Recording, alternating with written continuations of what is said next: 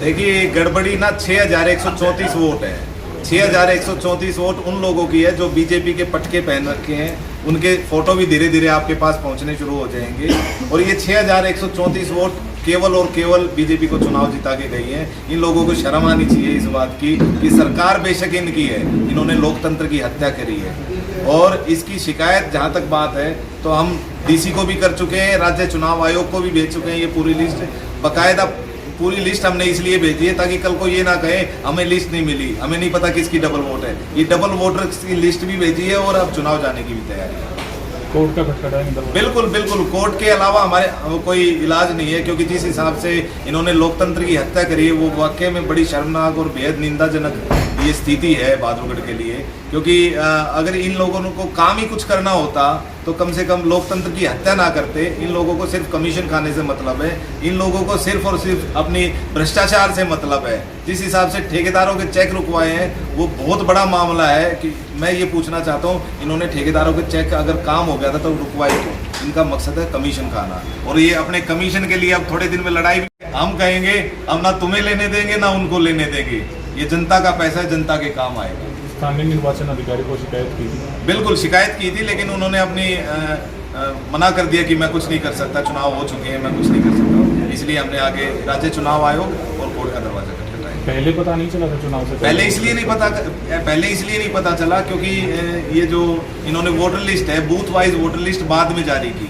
अगर ये पहले जारी कर देते तो इसका पहले भी पता लग सकता था।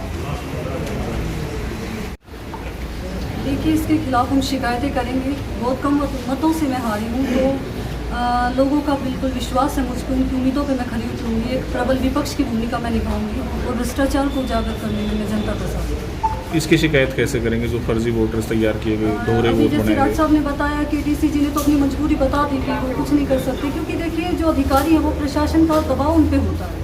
तो कोर्ट जाएंगे और कोर्ट ही जाएंगे। चुनाव के दिन भी कुछ दिक्कतें सामने आई थी, क्या था वो? वही था कि जो कैंडिडेट थे जो चुनाव लड़ रहे थे उनको अंदर नहीं जाने दिया जा रहा था, और जो एजेंट थे बीजेपी के वो अंदर जाके बटन दबा रहे थे। मैं गई भी थी, ये शीतल जी बैठी हैं, काफ़ी लड़ाई भी हुई हमारी। हम वीडियो बनाने लगे तो पुलिस वाले अंदर भाग गए, हम उनके पीछे पीछे गए तो उन्होंने हाथ जोड़ लिया कि मैडम प्रशासन का दबाव था, हमारी नौकरी चली जाएगी।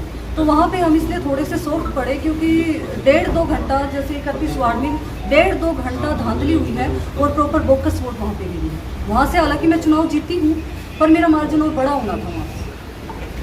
देखिए, इसके खिलाफ हम शिकायतें करेंगे। बहुत कम मतों से मैं हारी हूँ, तो लोगों का बिल्कुल विश्वास है मुझ पर, उनकी उम्मीदों पे मैं खरी उतरूँगी। एक प्रबल विपक्ष की भूमिका मैं निभाऊंगी और भ्रष्टाचार को उजागर करने में मैं जनता का साथ दूंगी। इसकी शिकायत कैसे करेंगे जो फर्जी वोटर्स तैयार किए गए, दोहरे वोट जैसे बनाए राज गए? साहब ने बताया कि डीसी जी ने तो अपनी मजबूरी बता दी कि वो कुछ नहीं कर सकते, क्योंकि देखिए जो अधिकारी है वो प्रशासन का दबाव उन पर होता है। तो कोर्ट जाएंगे और कोर्ट ही जाएंगे। चुनाव के दिन भी कुछ दिक्कतें सामने आई थी, क्या था वो? वही था कि जो कैंडिडेट थे जो चुनाव लड़ रहे थे उनको अंदर नहीं जाने दिया जा रहा था, और जो एजेंट थे बीजेपी के वो अंदर जाके बटन दबा रहे थे। मैं गई भी थी, ये शीतल जी बैठी हैं, काफ़ी लड़ाई भी हुई हमारी। हम वीडियो बनाने लगे तो पुलिस वाले अंदर भाग गए, हम उनके पीछे पीछे गए तो उन्होंने हाथ जोड़ लिया कि मैडम प्रशासन का दबाव था, हमारी नौकरी चली जाएगी। तो वहाँ पे हम इसलिए थोड़े से सॉफ्ट पड़े क्योंकि 1.5-2 घंटा, जैसे 31 वार्ड में 1.5-2 घंटा धांधली हुई है और प्रॉपर बोकस वोट वहाँ पे गई है। वहाँ से हालांकि मैं चुनाव जीती हूँ पर मेरा मार्जिन और बड़ा होना था वहाँ।